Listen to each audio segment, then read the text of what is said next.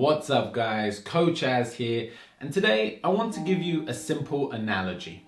Now I use this analogy to help teach my students, especially when they're struggling or they've hit a wall or reached a plateau, and especially for beginners who are beginning to get frustrated with the process of trying to learn a new martial art. Now this is more of a philosophy of learning, so this applies to you whether or not you're a karate expert, taekwondo, jiu-jitsu, muay thai, even boxing. The basis of the analogy that I'm going to give you today is that learning a martial art or learning how to fight is very similar to trying to learn a new language. Many of the fundamental principles that you use to learn how to speak a new language can be found in the process of picking up a martial art. Similarly, many of the mistakes you make when learning either of these things are shared between the two. The reasoning behind this analogy is that learning a new language is something that many of us can relate to.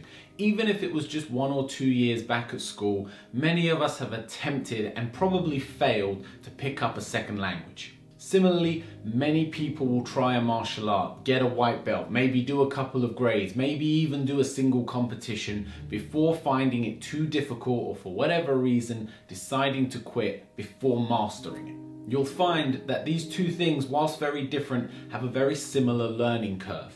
When you start learning something new, it's all very exciting to you, and a lot of the principles that are shown to you are completely new to you and they're exciting and you're just soaking it all in like a sponge. You pick up your first few sentences of a new language, or you learn the first few fundamental boxing combinations and techniques. You feel very quickly like you're making progress. The problem is this early progression always eventually hits a wall. We come to a point where we plateau in our gains. And the problem here is this is where frustration starts to settle in.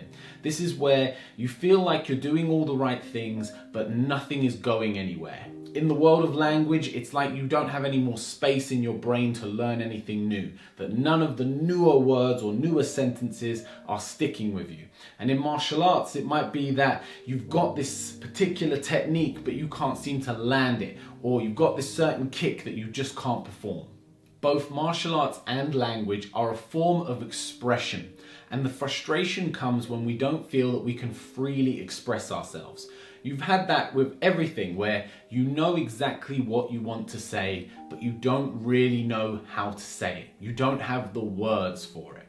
And it's the same that in martial arts, you know what you want to do, but you don't have the skills. You don't have what is necessary to pull off what is in your mind's eye. But before I get too ahead of myself, let's start with the basics. What is the basics of learning martial arts? Well, really, the fundamentals are going to come down to techniques. Learning what a jab is, what's a front kick, what's an arm bar, what's an open guard. All of these things are effectively like your words. Once you learn enough words, you're then able to put together a sentence. A sentence for us might be a combination or a sequence of techniques that work together to get us to a certain position or get us a certain result.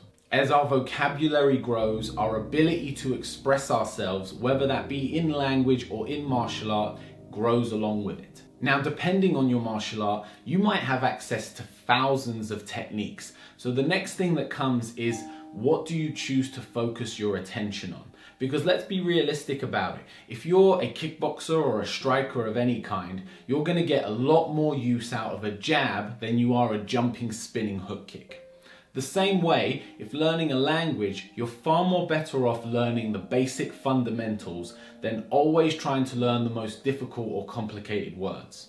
It's said that if you know 1,000 of the key words in any language, you can understand up to 75% of what is being said. And if you consider that as a percentage of all the words within a language's vocabulary, it's very small. And the same can be said for martial arts. If you can learn the fundamental techniques and refine those, it gives you access to so much more information in the long run. The mistake we often make is we try to learn too much too fast. We try to learn a little bit of everything, and what ends up happening is you don't really learn an awful lot of anything. It can be difficult to take our ego out of the equation and just focus on the basics and the fundamentals for a long period of time until it really is second nature to you, and then you have a solid foundation of which to build upon with more complicated techniques and sequences. Of course, just learning a bunch of words doesn't teach us a language. The same way knowing a bunch of kicks and punches or locks and holds doesn't teach us a martial arts. There's a lot more to it. For language, it's our grammar, it's our gender nouns, it's our sentence structure. In martial arts, these things are our timing, distance management, ability to sequence positions together, understanding of angles. It's the space in between the words and the techniques that truly make it the art form that it is. In both endeavors, what we are working towards is fluidity, the ability to express ourselves freely without limitation or restriction. Your ability to speak in your native tongue comes with very little conscious effort. You simply flow, you simply can speak the language. Now, when you start learning a new martial art or even start learning a new language, your knowledge is very fragmented. You have little pockets of information about different things. You might know what a jab is, and then you'll go to use it in sparring and the opponent is constantly hitting you with theirs and you're always missing with yours. What's happening there? It's not that you're throwing a different technique, it's that you have holes in your game. You have gaps in your knowledge that they are taking advantage of.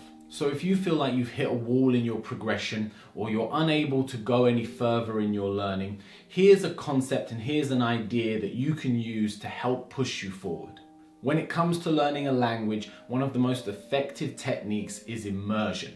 Immersion in the culture, immersion around native speakers. What it does is it forces you to extend your knowledge. It puts you in an uncomfortable position. You're surrounded by people who are only speaking one language and you are forced to dig deep and find the words. And if you don't have the words, you're then forced to find other ways to communicate. And what happens over time, and if you've ever sat with a native speaker of another language and tried to do this, you'll find that you can still express yourself with each other. You can still have a conversation. And more often than not, you will learn more from trying to talk to someone like that than you ever would in a classroom. In martial arts, this immersion is the uncomfortable parts of training, and it's the uncomfortable parts of the martial arts. I tell all my students that they should make an effort to compete and to grade. The biggest reason for this is not for the accolades, it's not to get the black belt, it's not to become the world champion, but it's because those situations are uncomfortable, and where you're uncomfortable is where you grow. These immersive experiences in martial arts, such as competing, is where the depth of knowledge comes from. It's stuff that's very difficult to put across in a video or a blog or in a book. Now, don't get me wrong, these resources are invaluable. They're amazing that we have access to so much information, but you will learn so much more from simply trying yourself as opposed to reading and watching what other people have to say or do on the topic. So guys, wherever you are at in your personal journey, just continue to push forward. Try to immerse yourself. Try to train with people that are better than you. Try to find new people to work with who can show you new things. Don't watch too many videos. Don't read too many books. Go out and do the thing. Go out and speak the language. Go out and be a martial artist. And guys, I will see you on the next one.